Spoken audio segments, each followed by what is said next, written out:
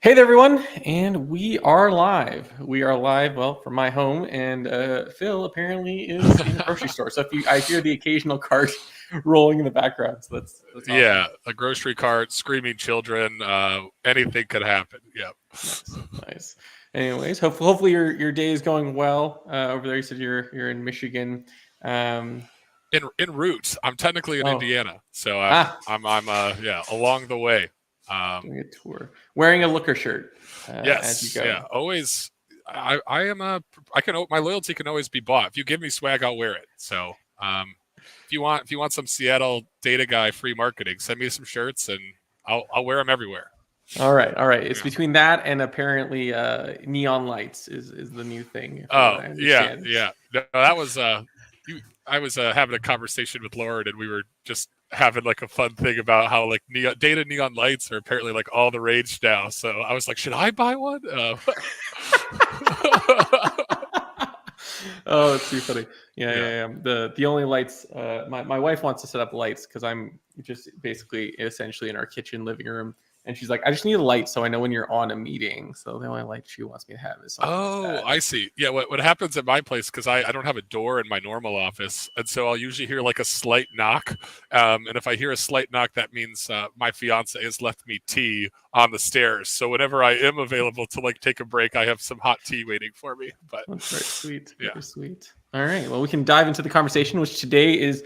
I mean, one, you've been consulting now for a while, right? I think. yeah, going on about almost 2 years. Be 2 years Yeah, in April now at this point. So yeah, yeah, yeah. Same. Basically, it's 2 years here in December. yeah. Um, so we're going to talk about dealing with messy data infrastructure because that's one of the fun things you get to do as a consultant. I mean, it's half the reason you get called in is because someone's got a problem, you got to fix it. I think that's one of the interesting biases we have, right? Because it's like, oh, what's your response going to be when you like? What's your response going to be when people ask our company's data infrastructure a mess? It's like, well, the only reason people generally call me is because of that or to migrate things. So, I see a lot Yeah. of messes. So I have a very biased opinion on that. So in my thing's a little bit different. It's more of like I would get called, I presume, just because I'm fun to talk to, and they're like, yeah, we could give Phil some business, and then we find all the messy infrastructure challenges. So they've always been surprises in most of my accounts. It was never like a problem they knew they had until after I Uh, came around and started be like, yeah, we want to do this really cool thing. Okay, I'm happy to help with that. Oh, you got to take a step back. There's a bunch of other stuff going on here that we should probably address first. So, yeah. Yeah. How do you start that conversation, right? Because I think that happens a lot where it's like, hey, we want you to whatever nowadays, right? Like build an LLM or something, or even just something simple like build a dashboard. But then like you open the hood and you're like, maybe that's not where we start here. Maybe yeah, step one is we take a step back and review things. How do you even start that conversation? I mean, luckily, I think people like us being more independent, we actually get a little bit more freedom to have that conversation because there's less politics involved. If you're trying to have that conversation as a consulting company, like as part of a broader, like a bigger consulting company, you're like, I have to consult with my senior manager first on if I should bring these up and what's the right way to do it. And like, if I say these things, will that impact these other deals that are maybe going on?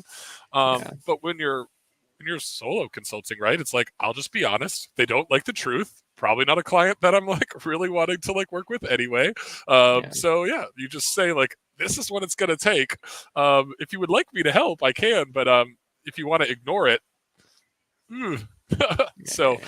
so yeah, the first time that happened, actually, it was actually a little bit lucky because I was doing a little bit more like high level, just 10-hour a week kind of advising right when I first started, and I went on vacation for 2 weeks, which wasn't a super big deal because I was only doing really like 10 hours anyway.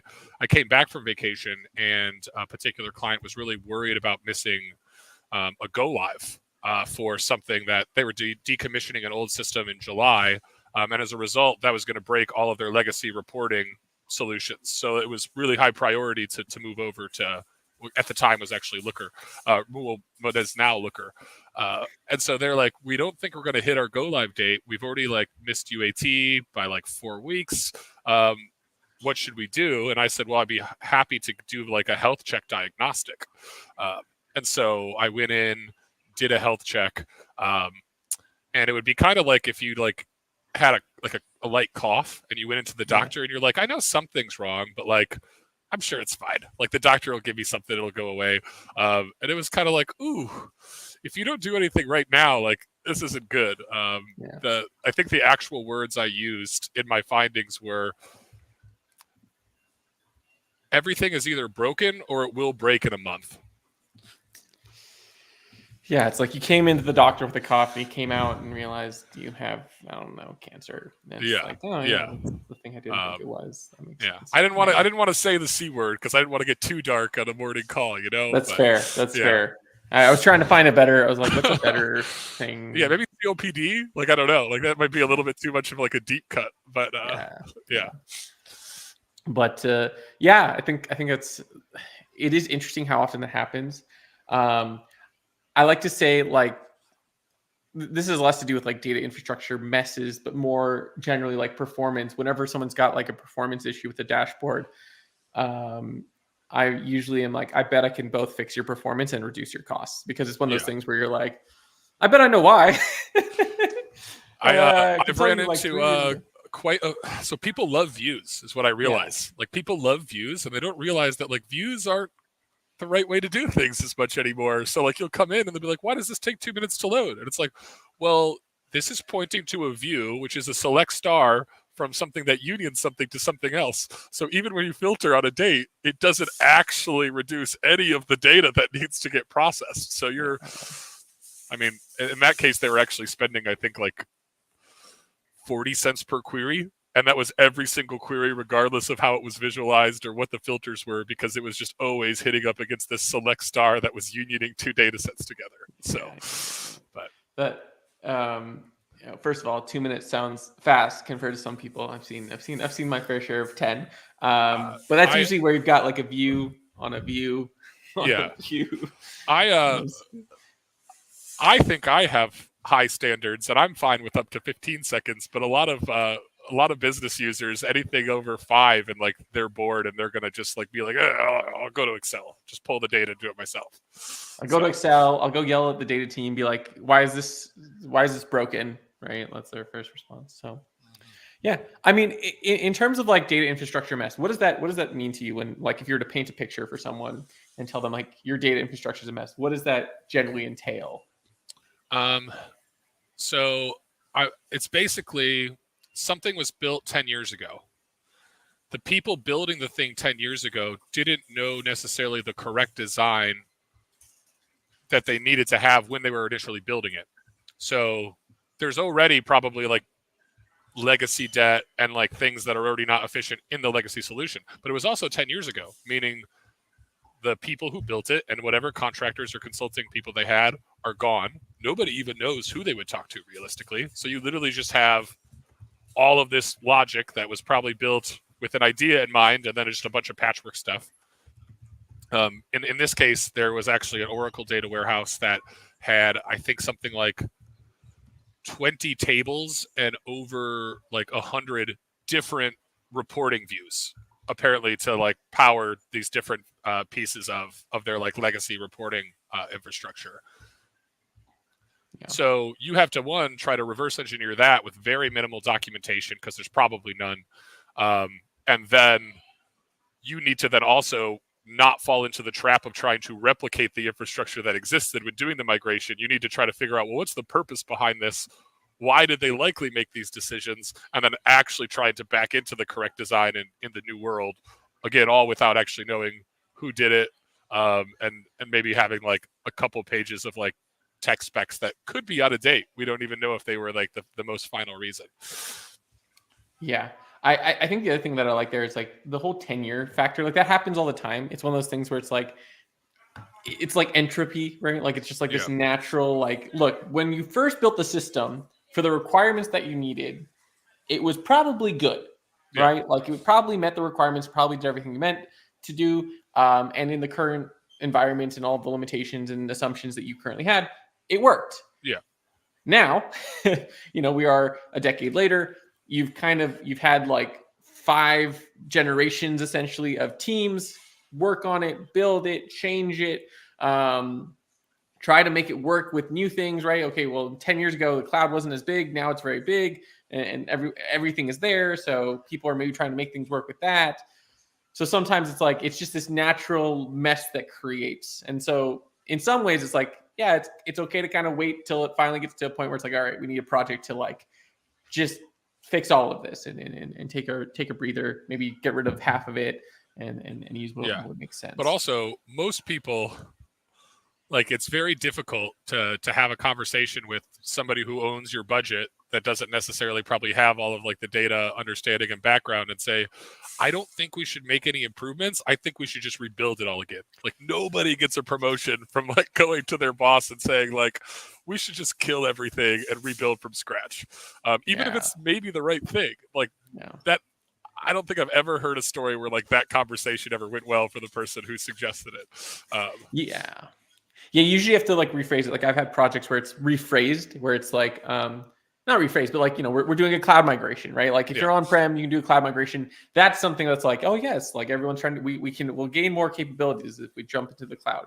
And that will gain you the ability to like rebuild, because it's like, well, we have to rebuild too. We can't just lift and shift it over. So we need to do a rebuild. Or you deliver new functionality that is like a high business impact, and then you like kind of like double that scope to give you the bandwidth to like rebuild a lot of the stuff that you would prefer to have to deliver that new functionality. And it's, I don't, borderline dishonest, I guess, but there's like a little bit of like almost shadow play there where it's like, oh yeah, we're going to give you this, and we're going to rebuild all this other stuff too, and like we're giving to give you the stuff you want, but while we're in there. Yeah. No, I think that generally seems to be the fashion to approach it. I guess like now, like if you dived a little deeper, so you kind of know what the mess is. How do you actually approach that? Like to try to like solve it? Do you hit one piece at a time? Do you kind of try to solve all of it at once? Is it dependent on the project?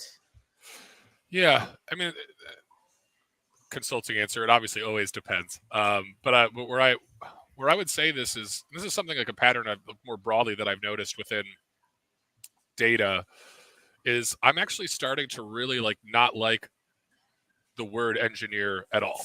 Okay. And that's because I don't think data problems should be solved by engineers. I like, if you think about like what an engineer does, and like they have multiple disciplines. You have mechanical engineers that like build tools. You have electronic engineers that like build systems and circuitry. You have computer engineers that build software systems, but they're always in the event of like building something. They're creating a product. They're creating something that like is tangible to a certain degree. And data is not tangible, and like your output isn't a product. Sometimes it is. Like you can obviously have data products, but like typically your output is a solution or additional evidence to go support and solve a business problem. Yeah. And so what I've ran into is like, you might say like, hey, data engineer, go see if you can figure this out and like reverse engineer this and try to like build this as part of the migration. But the issue is that the data engineer doesn't actually understand the core business problems that are trying to be solved with what they're creating. There's going to be a lack of either knowledge or a lack of passion.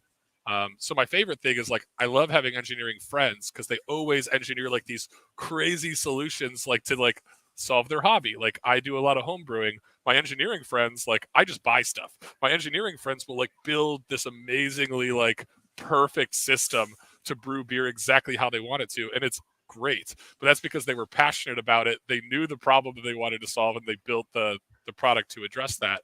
But in data, that isn't always happening. And so a couple of like the issues that I had where we hit some roadblocks and actually almost missed some deadlines as well is you give some of these tasks to engineers, and they might see all of these views, like I mentioned, over 100, and they want to understand all of them, and they want to re-engineer all of them. And some of that knowledge can be very helpful, especially if you have like some follow-up questions, but you can end up like wasting a lot of time and spending a lot of effort and burnout on something that you might not even need. So what I've actually found to be more successful is to take somebody who understands the business problems and has enough data skills to basically just say, hey, like, give me a one-time extract of some of this data. I'm going to just see if I can replicate what existed. Like, forget solutioning. I'm just going to prototype something out. I'm going to take what documentation is there, and I'm just going to see if I can get it like for like. Can I take these metrics and replicate these metrics and understand how it works? And then once that happens and you validate in that iterative prototyping kind of an aspect, Then you can inform the other stories. You say, okay, these are the 5 most important sources. This is how the transformation needs to happen to get it into some kind of curation layer so it can be consumed by the BI layer. And then that can then get piecemealed into individual tickets with the appropriate tech and functional specs so that the engineers then get to do their amazing engineering prowess stuff. But they're given the guidance, and there's not like any worry about scope creep or them going down a hole, because the person who understood, like, what do we actually want to get here, they went in and did all that up front. And then you can kind of, so it's almost like prototyping to inform waterfall that ends up getting converted into agile, which doesn't actually sound very efficient at all, but I found it to be more successful than the alternative a lot of the times. Yeah.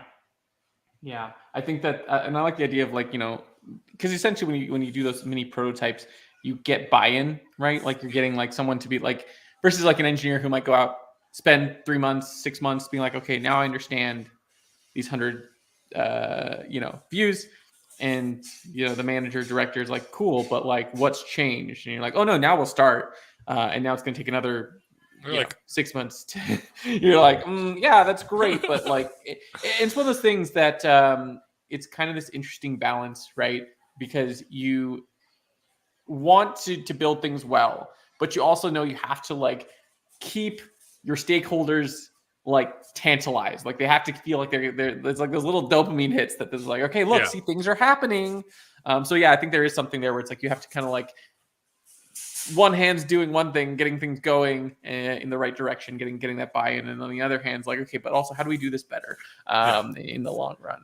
I want to reinforce what you said about the dopamine hits, because that is actually so important. Like, what you show might not actually be like anything based on like what's actually being built, but like the amount of like positive feedback and reception you get from just being like, here's what this new dashboard could look like let's have a conversation about what you want the ideal user experience to be. Like, that's actually something that can happen in parallel while somebody's actually trying to figure out how to build it. You could have those conversations, keep them engaged, keep them happy. And even if like that work isn't actually anything tangible that does get like moved to production or delivered, they stay happy, they stay engaged, and you do have like, you get all that feedback in advance so that once you do have it working, you know how to shape everything to make them happy. So yeah, it is a little bit about like just getting something shiny. Yeah. Not to talk down, it's like, I think we're all like that. I think when progress isn't being made, it gets frustrating, and especially if you are not the one who has control of the situation. I think that's the thing that's hard for engineers sometimes to see. Is like your manager or director is just trusting you. Like, there's this like blind, and they're getting from above, like, how's this going? What's happening? And they're stressed because they're like, I haven't seen anything. It's a level of trust that also almost only like, it basically like exists in marriage, and probably not even all marriages, but like that's like sometimes the level of trust that like is needed if you don't have those check-ins, where there's very few conversations you can have where you're like, you trust me, right? I got this. Yeah. They're like, well, I trust that you're capable of doing it, but I'm not necessarily trusting that it's going to get delivered. Like, yeah. No. Do you like have any ways of like planning out these projects, or like trying, or even like how you like approach diving into these messes? Like, do you have like a top down, bottom up approach to like trying to understand everything that's going on? I mean, personally, I always like the sandwich idea. So if like in an ideal scenario, what I would always like to do is start with like, what are the core questions that are being asked to like provide value to whoever the end users are. And then it's, well, what ingredients do I have that could potentially shape those and answer those questions? And then if you don't have the ingredients, then that clearly is a need. You'll just say like, oh, I got to go to the grocery store, which is why I'm here, obviously. I planned this all along. It was all part of an extended analogy. You go to the grocery store to get those ingredients, but then you need to like wash them, prepare them, clean them. So that's how I always call it my sandwich analogy. Like, I know what I want my sandwich to taste like, but I don't necessarily have the ingredients I need, and then I need to prepare those ingredients in the right way to create that sandwich. When it comes to some of the, and that's always, I think, good for net new things, but with this whole concept of messy data infrastructure and migrations, you're not always given the flexibility to start at what are the questions. The conversation starts as, we have a deadline and we need to hit it. So you're not always given the liberty to be able to spend as much time up here and down here. It's basically like, here's a lot of ingredients. Here's 30 different recipes on how this sandwich might have been created. And then you kind of need to pick the best one or create that recipe yourself. So in those situations, it usually ends up becoming, based on the patterns we've seen in the recipes, what are the likely steps that need to happen? And then you can still proactively like lay those out. So if you know you have 6 sprints until your deadline, you can at least like start slotting stories, and when they need to get done.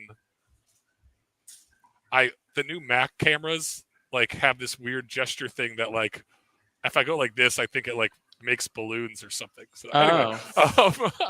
but I didn't realize that would happen on StreamYard also. But anyway, so then you can at least start slotting those things in, and then if you start running into challenges early, and you see that something's going to slip a sprint, you know that's bad, and then that way you can at least like raise the alarm before the fire started, so that prototyping exercise can happen. You can bring all hands on deck and power through whatever that blocker is. Once you have a better sense of everything fits in. So it's like, again, it's sort of a weird amalgamation of like waterfall into agile. Like you still need to know enough to plan when stuff should get done. But just with the cohesive of all the other things happening on the project, agile still might be the best way to track it and manage resources. But you just have to have a little bit more of that foresight. Yeah. Yeah, I think one of the interesting things about like dealing with these situations, I recently had a client essentially asked me like, well, before you start, like, because like I quoted them and like it was about where they wanted, but they're like, but what could we do to lower this price? And then like what pre-work could we do? And so you can kind of give them like some idea. Like there's a ton of pre-work that should always happen, essentially, right? Like especially if you're doing migration, if you're doing like any of this stuff, it's like, do you need to migrate everything? I think you brought that up almost with the views. Like if you have 100 views, do you need those 100 views? Are they still needed? Who's using them? What do they support? And like answering all those questions, maybe not like completely perfectly, but at least to a point that you kind of can continually figure it out as you're implementing prototypes in the initial versions. I don't know. I find that that's generally valuable. So. Do you have like a framework or something that you kind of go through in terms of like a process with clients as you're trying to figure things out like that? I need to get better about having a formal one. Let's just put it that way. I think I have a framework in my thought process and the way I approach problems and have conversations, but it's definitely something that I can improve on, honestly, in terms of actually like trying to convert that into a slideware or an agenda of a meeting so that it's easier to kind of like have those conversations.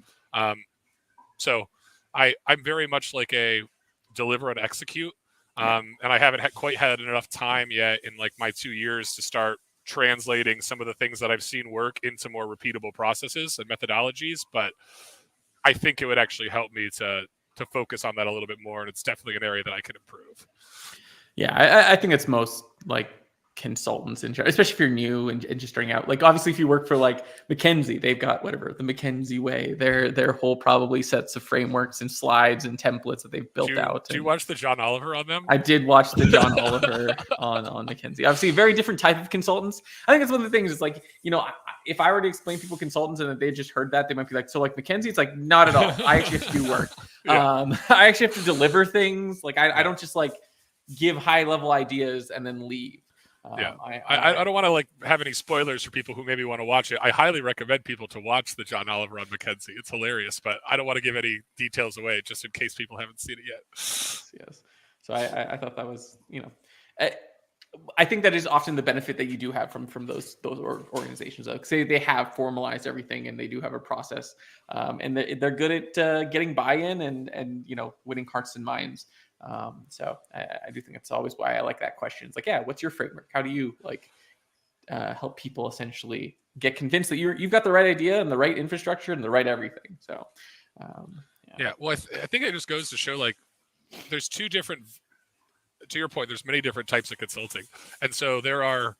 Like I feel more like VC strategy type mindsets, which mean like you need a great business plan. You need this amazing slide where you have to have this perfect story when you go to market. But in data, like your best sales tool and your best sales like generator is just executing. Like get people promoted, solve a problem someone thought was unsolvable, fix something that somebody thought was unfixable. Like if you just consistently deliver excellence, like and help like get people promoted and you deliver, like you will get more work because you just keep moving forward and people need people who are going to help them keep moving forward. I always find like data strategy as like a consulting arm gets really like kind of fun when the economy's good, because it's like, oh, we got a couple $1 million to burn. We could hire Deloitte or Accenture to do like this data strategy initiative, and like they'll have this great deck. We're going to hire a data governance council and all this stuff. And then once the economy starts getting dicey, it's like, well, maybe the actual strategy isn't like quite as important. Like we just need to execute and solve problems. And how do we get really efficient at that? Yeah. I think that's just in general. I mean, this is a little bit off topic from data infrastructure and MS, but like, yes, with this current economy, there's a switch to much more tactile execution, like in every space, because like people ask me for help in terms of like marketing, things like that. And now it's like, they've gone from like, yeah, we want just brand awareness. Now they're like, we need leads. Yeah. we just need leads. We need money coming in the door. That's what we need. And same thing there, right? Like that's when you start realizing what the actual thing they always wanted was, when money is tight. They're like, we need actual dashboards delivered, or we need data infrastructure costs to be reduced, or we need like, forget strategy. We have things that we need to be executing on. We don't have 10 years to do it anymore. We have 1 or 6 months to fix this problem. So. Well, and it makes you realize like the importance of like what your actual function is too. Like, again, maybe we're getting a little off the rails here, but like there was a lot of talk in the data community recently about Convoy and how Convoy went under and how data contracts couldn't save Convoy. And it's like, they never were supposed to. There's so much of like, I thought like the data contracts actually got like pretty unfairly represented by like a lot of like the opinions, because it's like, are data contracts still a good idea? Yes. Like that's different than like, but like data contracts aren't going to save a company. Like if a company fundamentally is making the wrong decisions, you could give them great data and govern data, but if like the decision making capability isn't there, or like the risk and the strategy like isn't there, like data can never save a company. Like data can help make a company make better decisions. And I feel like that's something that like people need to separate a little bit. Like data egos get a little too inflated. People start having 5 data neon signs instead of just 1, right? Like it gets a little out of control. But I guess that brings up a good question. Like, is it fine for companies' data infrastructure to stay a mess? Like, will they continue to survive if their data infrastructure is messy? I'm in Indiana right now. This is the Midwest. Absolutely. It's totally fine. Like there are so many companies here where I had a conversation. I got a coffee with somebody recently. They're a former customer of mine when I was at Google. They got a new job. I won't say the name, but basically it's a company that just like makes industrial parts, which there are hundreds of those, right? So that's not even that. And so she's like the new lead of like creating like data products and AI or something at this company. And she had a data engineer, and one of the things was running slow. And he's like, hey, like this is slow. And then the response was just like, okay. Or can you make it faster? What do you want me to do? It's like, well, have you thought of maybe partitioning the data? What would you like me to partition it on? Like that was the like level of like skills and capability like in some of these companies. But at the end of the day, you make a bolt. It costs you 10 cents to make the bolt. You sell it for $1. Like your overall overhead is lower than the rest of your gross profit margin. Like you're a profitable, successful company. Could data help them? Probably. Is it worth trying to unravel all the legacy debt and the messy infrastructure probably at that organization to like really make an investment in it? No. Like let the company stay profitable. And you're a terrible consultant. You're not upselling your job at all.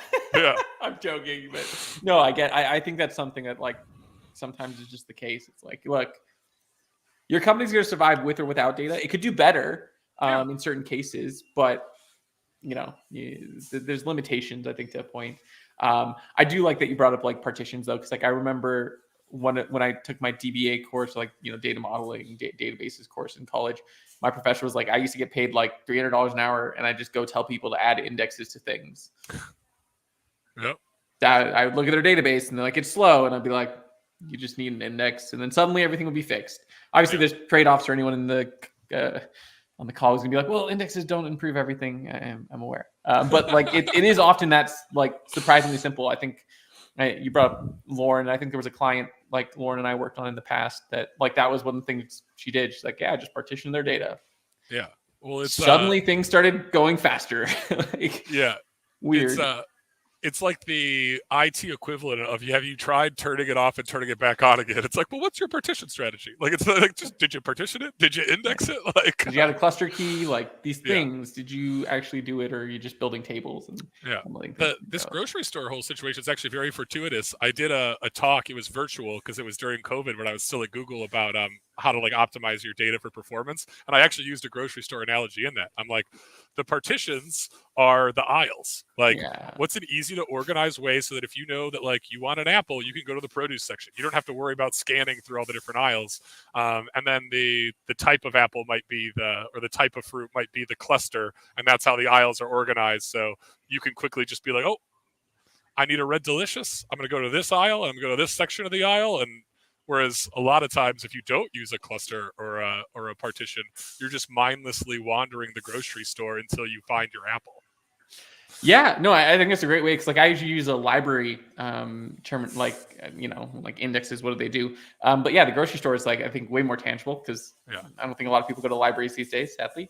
And yeah, that's way more tangible in terms of like, especially if you have the map for like which thing should be in which space. Yeah, I'm also clearly very food motivated. I think 90% of my analogies are either food or beer. I busted out a haircut analogy the other day, and everyone's like, "That's really off brand for you." Like, a haircut analogy, like nothing about food or beer. This is strange.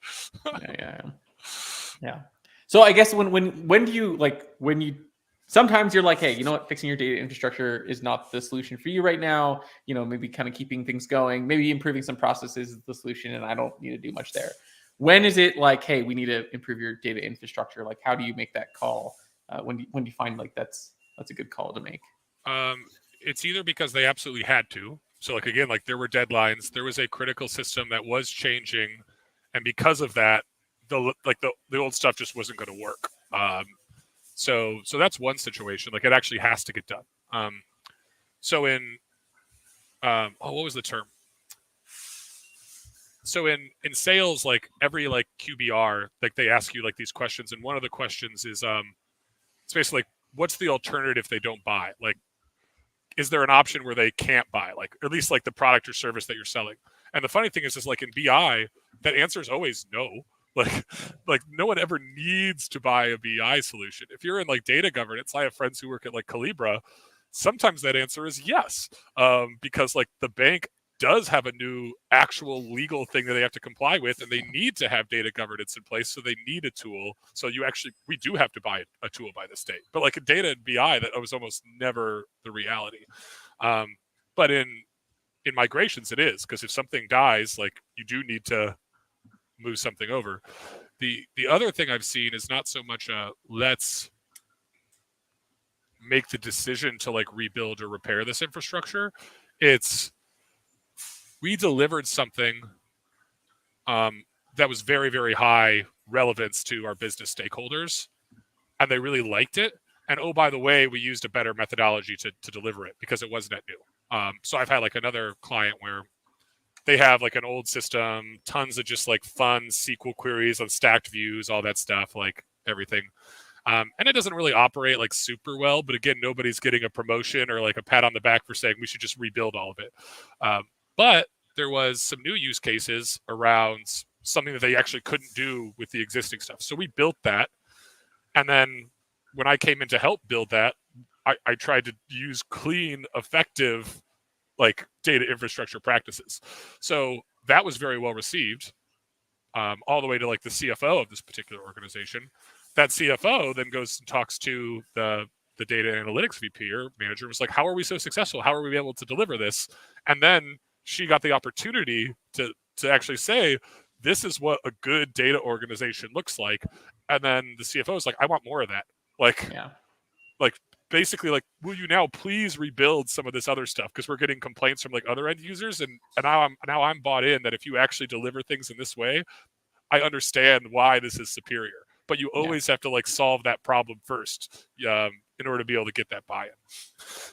Yeah. Again, we don't get the way of just having a fancy deck to get buy-in. We really need to like. I mean, I think some people do, but I think it's kind of a pro and a con.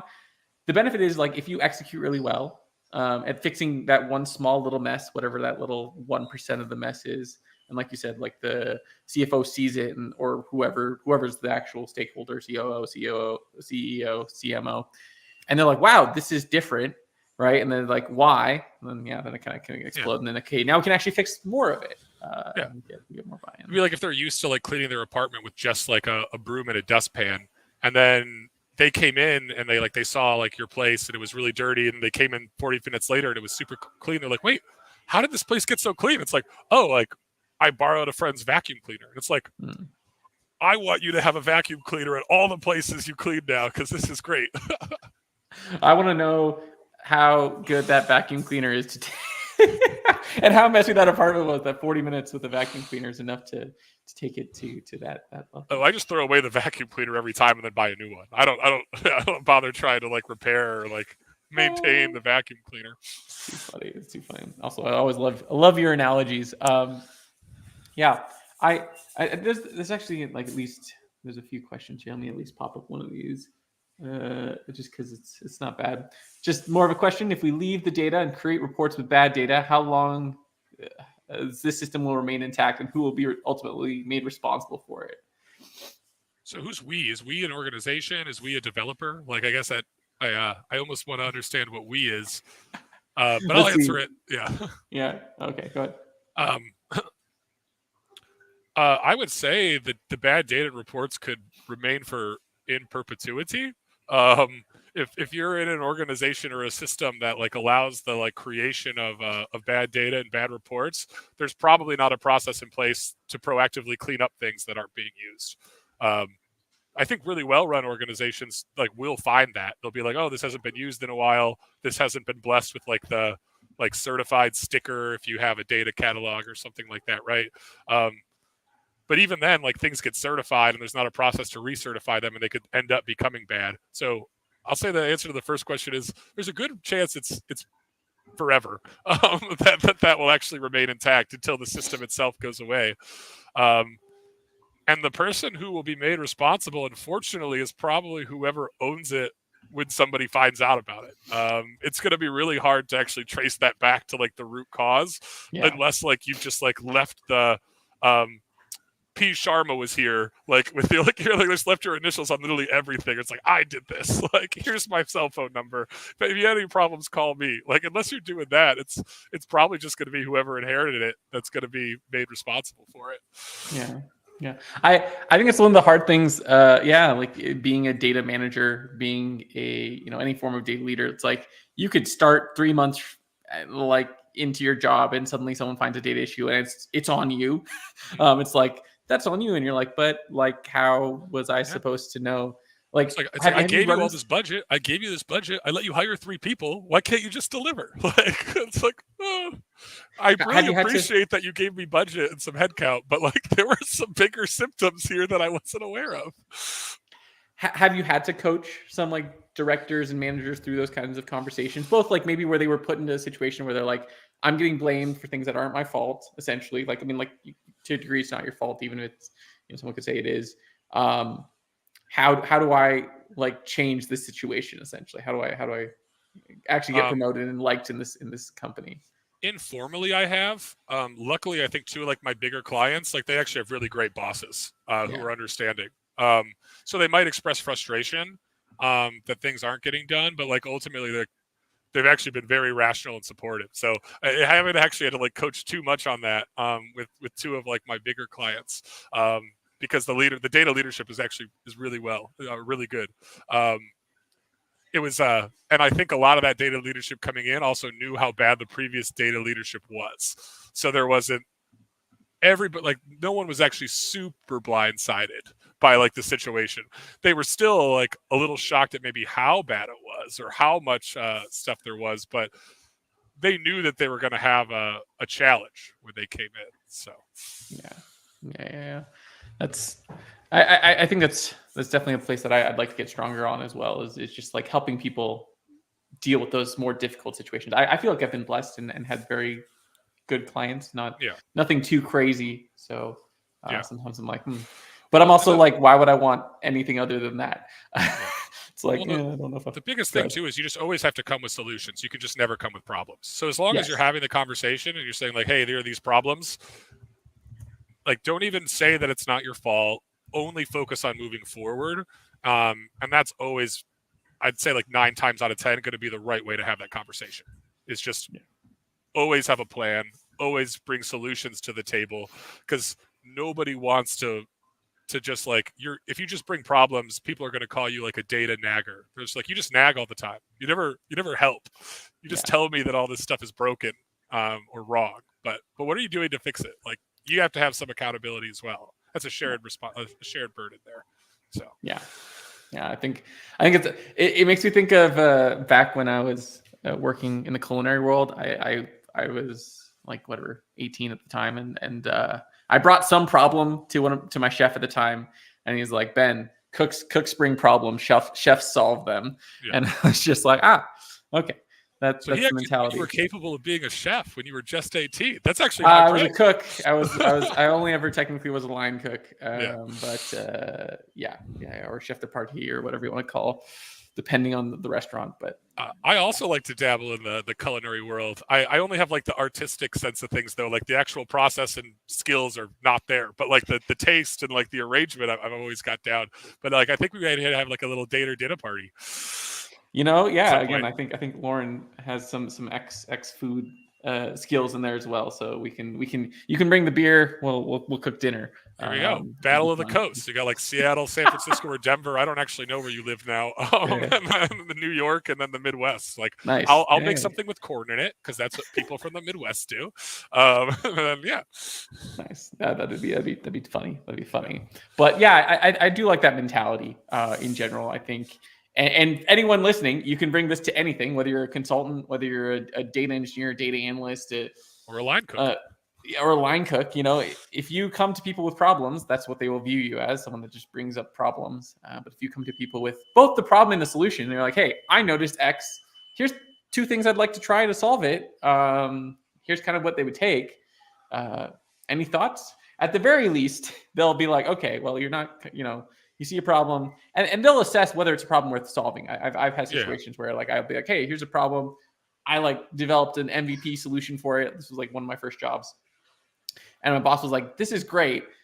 It's not what we need, right? Like it's like this is too much. Like you're over engineering a solution here, so we're not going to use it. But like it's still like I think it shows that mentality that like you're trying to constantly solve problems, and you're ambitious. You wanna bring solutions to the table. So right mentalities to have. Let's see. Just some fun questions here. This one's more fun. So should Kroger not partition nor cluster their tables to force full table scans and create more impulse buys? So I'm actually at a Jewel Osco, I think. I might have misrepresented my location. I just saw the Starbucks. I didn't pay too attention to the branding. So I'll just say this. I'm pretty sure Kroger is like a heavy Databricks customer. So if you're a Snowflake employee, then the answer is yes, because then you have a better sales methodology to go try to like take that business. That's funny. I think this is kind of only interesting in the sense that like if you're a Microsoft company, you probably switch to Azure. Do you agree with the sentiment? It's more just like it's not about sentiment; it's about the relationship is there. It's really hard to break off Azure or Microsoft if you're already there.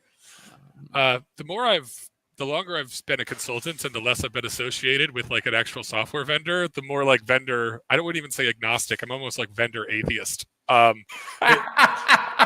It really doesn't matter. Like people are like, especially like, I always get asked questions because like a lot of the Looker founders went to go start Omni, and like there's like Sigmas out there, and everyone's just like, oh, which one's better? Like I saw that in this like test, Omni performed 20% better than Looker. Like, does that mean Looker's going away? And I'm like, I don't know. Pick whatever you want. Like if you can't actually like figure out how to solve the problems or actually like have like the full picture, what's the actual like correct way to do this? I don't think the cloud matters a ton. I don't think the tool matters a ton. I would say that if you have a huge history with Microsoft and they want to keep your business, they're probably going to be more likely to like give you resources to help ease that transition and make that migration. So it's like, go with who's going to give you the most like professional services credits, right? Like Yeah. if you're a big shop, Google's probably going to try to steal Microsoft's business, so they're probably going to come to the table with something enticing, and then Microsoft's going to want to preserve their business and make sure that they keep their customer base, so they'll probably offer something enticing as well. So Yeah. I think it actually comes down to the business case, not the vendor Yeah. or the cloud provider. Yeah, I think it makes sense. Have you like? Do you have experience with like the solutions teams that they put in forward? Do you feel like they do a? I don't want you to like shit talk anyone, but like I just more mean like sometimes I feel like, and I don't think it's nefarious, but I think it's because they need to get their stuff done quickly, right? Like so the solutions teams, whether it be whatever you insert company name there, often build things that just work, which can sometimes be views on views on views on views. Yeah. And then range up costs. Like, do you feel like you see that a lot whenever you kind of come through and see someone's solution that currently exists? Well, that's what my job was effectively when I was at Looker and Google. But like we were very upfront that like this is a prototype, this is a proof of concept. Like if you try to like make this like a real thing, like we are not giving any stamps of approval. Like you had goals, we delivered something so that we could prove that the technology satisfied those goals. Yeah. Most people, I think, actually, I don't think there's like a cloud company that like wants professional services to be a large part of their revenue strategy. And a lot of it is because of that exact reason. It's always better from their perspective to defer risk and defer liability and defer expertise. I made it sound like even more negative than it should be to a good partner network. That's why I think Google actually they try to be 100% partner attached. And then their professional services organization is like, we're going to make it so prohibitively expensive, you're only going to even want to use us if you like really need something solved, or like the guidance that you have is that important. Yeah, that makes sense. I just spaced on a question, but I'll just go over here. Okay, actually, this is a good question. Anyways, how can people basically improve on creating great data infrastructure? And I'm gonna go with, just to add to this, I don't know if this is what they meant at the end, what to lean any resources or any sources. Oh, I guess they're just asking like, are there any sources to that you'd recommend people look into when they're building data infrastructure?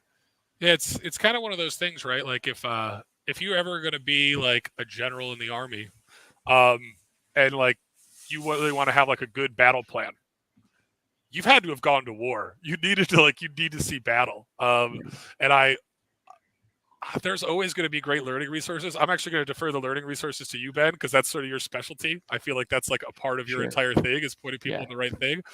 The older I get, the more I realize how important experience is. Like you'll learn in school like how to model data or how to partition something, but until you like see something fail and then you're tasked with fixing it, like some things can only be learned through doing.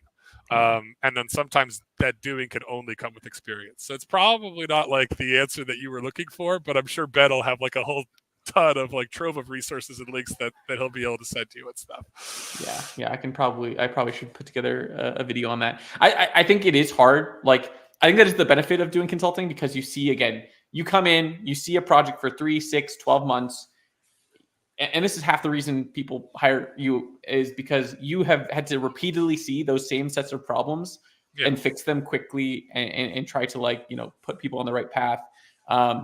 Whereas typically, if you work a full-time role, your job is just maintenance, right? Like maybe you'll build some new infrastructure here or there. But generally it's like keeping things on the tracks, making sure things are going, and then spending 40% of your time maybe building something new. Well, and there's stuff too, right? Like it becomes muscle memory after you see it enough. So one of the problems we were solving with this thing, they needed to be able to like understand churn.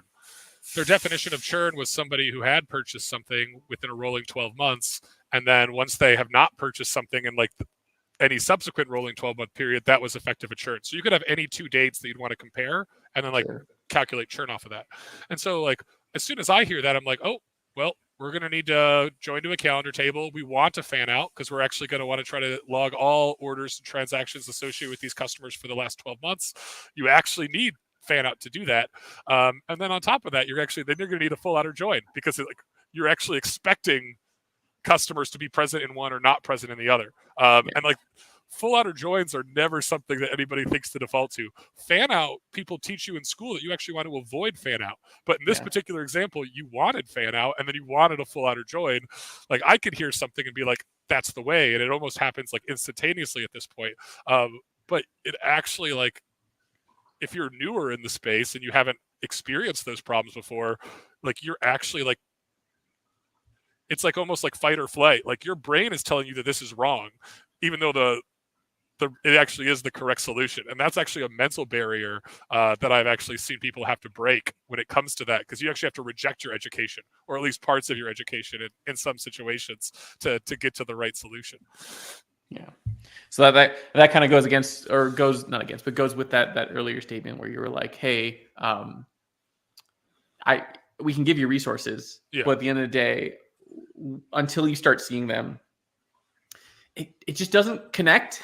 It like doesn't, or you don't know when to use what. And some resources can be so prescriptive, right?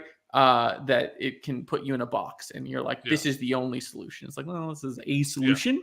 There are reasons to use it. There are reasons to not. And that's part of the reasons you have data infrastructure messes everywhere, is because some engineer had to make a choice. And this is something I think I've always realized. Like when I was younger, I was like, who was the not less intelligent person than me building this solution? And then as you get older, you're like, no, they just had limited something, time, whatever can costs, they were trying to save costs. Something happened. They had to make a decision. They made the decision the best they could. And that eventually proliferates into a messy system or something. But at the time it worked. And, for 1, 2, 3 years, it's like, if it works, it works. So, yeah. Cool. Let's see. There's a few more questions, and I do want to be cognizant of time. I already did this one.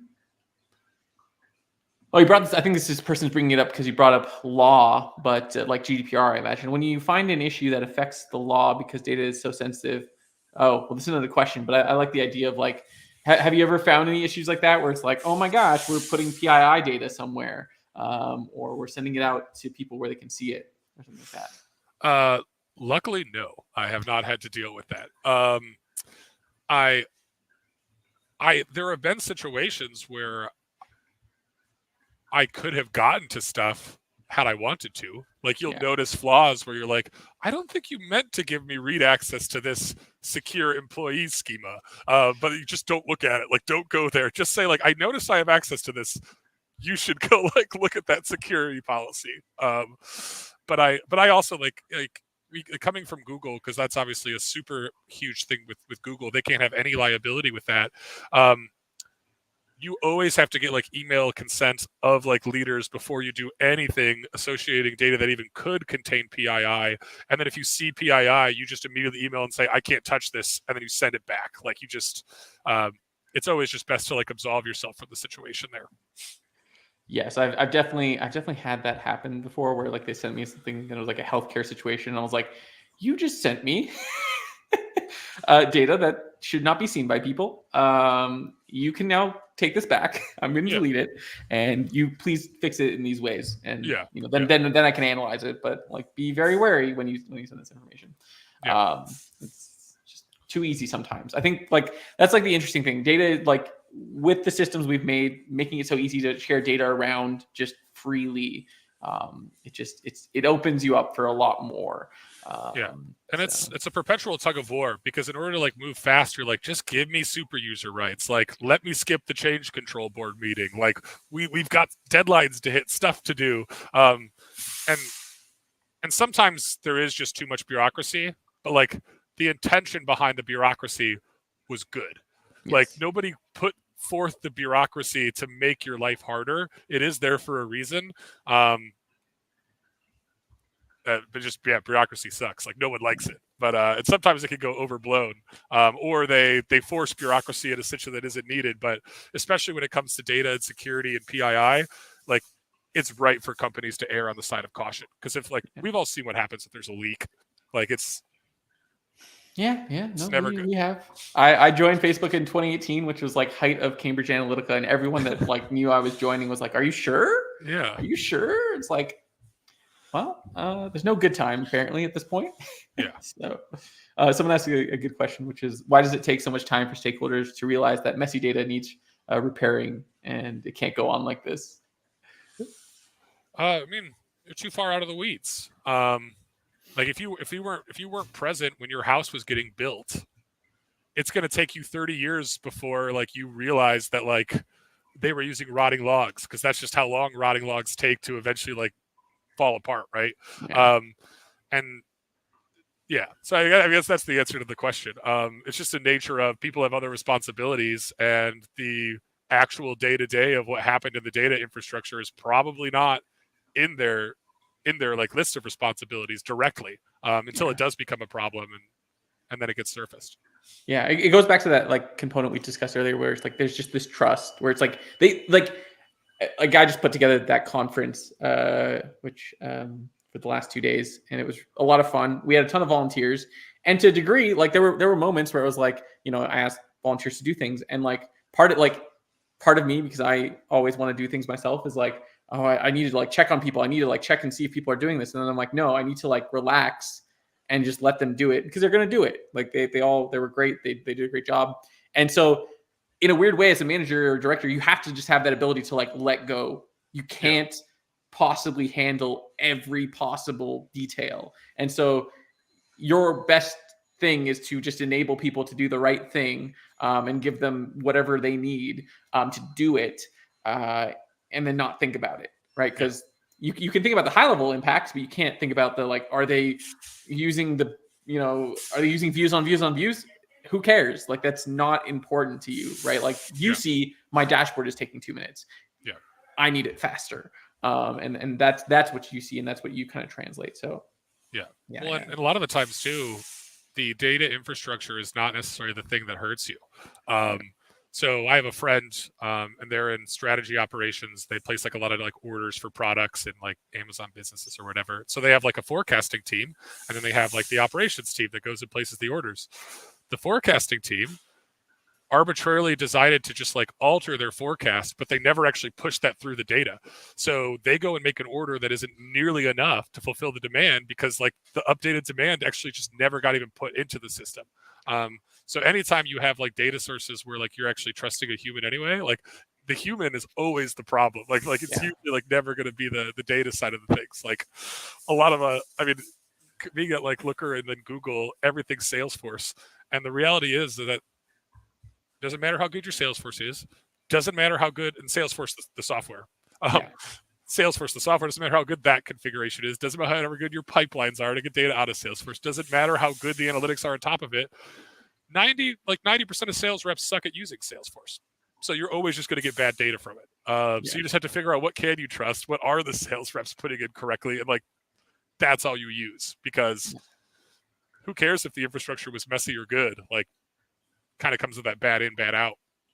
And I think like that's like the crux of most data infrastructure, right? Like it's like you can have fine data infrastructure, but having reliable inputs is almost like the bigger problem. And like half the reason that messy data infrastructure is created, right? It's like, well, we had to create this 30-line case statement because whatever reason we kept seeing that, again, the Salesforce people were using upper lower case things for these certain things. So we tried to tell them 30 times to fix it. We tried to get the Salesforce admin team to like add a drop down. They didn't do it. So we put in a case statement because it works, and now no one's yelling at us because it all comes down to the data team. They're like, why is this data wrong? We tried all the other solutions. So, and that's why I like that sandwich approach again, right? Like it's easier to start with like the raw ingredients, because if somebody asked for like potato salad and they just assumed you were supposed to use, like maybe they just saw a picture and instead of little bits of celery, they thought it was pickles. Well, actually, pickles are good in potato salad. That's a bad analogy. But anyway, they like look at a picture and they just like see something, and so they like make it in this way. I would rather just get the ingredients and then ask the questions. So like one of the things they've done is like using payroll data, and this is the 100 view example, right? It's like, instead of me trying to figure out what's happening here, it's like, can you just give me the payroll feed? And I'd know enough of an understanding of like how people get paid and like the types of questions or people are asking about their workforce, that like I'll see if I could just like make sense of the raw ingredients before I'm going to try to interpret these recipes. Someone did ask about like what are the the three, well, I'm just say three top aspects of good data infrastructure. Do you have any thoughts that high level? Also, we only have like 2 or 3 minutes left, so I don't want to keep it too long. So we can definitely top wrap this up threes. soon.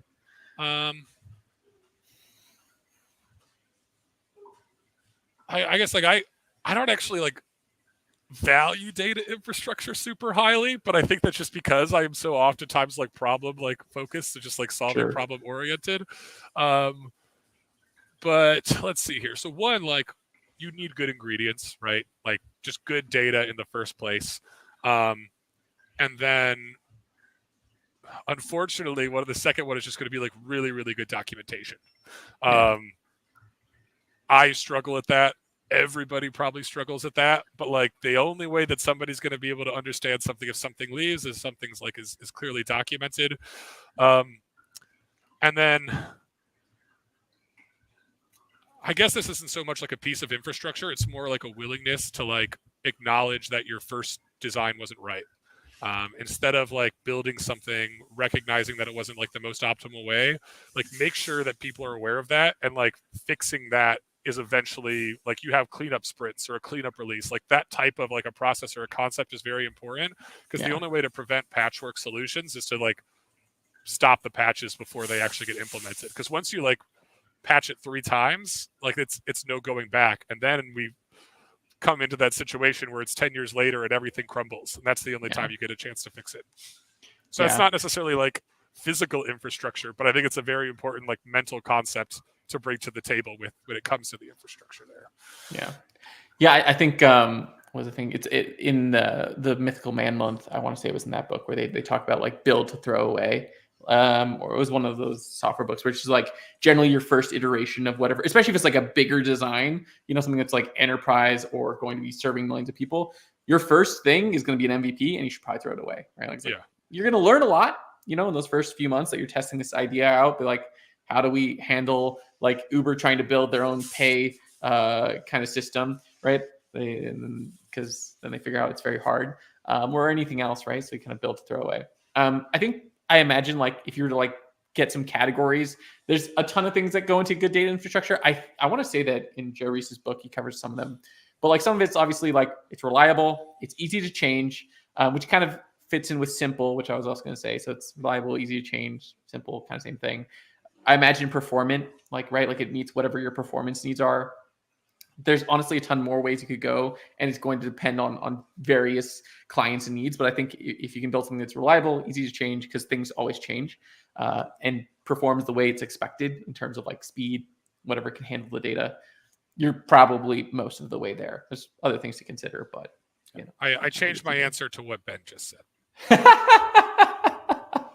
No, it's okay. I had like a few minutes to think about it. You were just again in the Kroger or wherever you misrepresented your actual destination is. I don't know what the Midwest grocery store chains are out there. So Indiana could be either. Kroger definitely makes its way out here. In Chicago, all the Krogers are Mariano's, because it's all like Roundy's Kroger. They're all owned by a Kroger. But yeah, I might be at a Jewel Osco, but I don't know if Jewel Osco makes its way. I guess I'm still in the region for any Indianaites out here. The Northwest Indiana people just consider themselves a part of Chicago. So I feel like I could be in a Jewel Osco right now. And like I'm in like de facto Chicago still, even though I'm in Indiana. Nice. Cool. Well, shout out to anyone listening from Chesterton, Indiana. Shout out to any viewers that might be from there. Maybe one day you'll get what's the term? I think stream sniped, which I don't know if you've heard that term. No, I haven't. Well, I'm not very like in the know when it comes to social media, like trends and terms and things. So sure.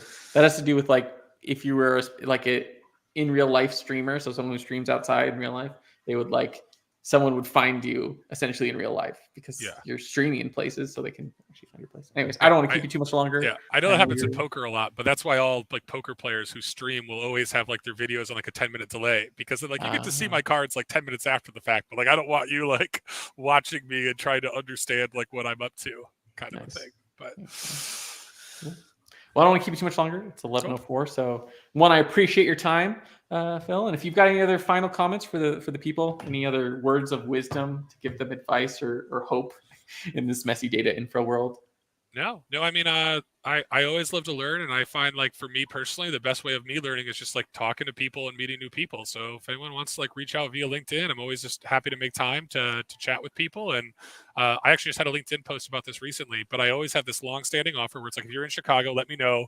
I'll buy you a beer or a coffee. Like that is an open offer to anybody. I guess that would be my parting words are. All If right, you want to awesome. chat, Thank you. pick my brain, vice versa. I'm always happy to meet up. Too kind. You're too kind. All right.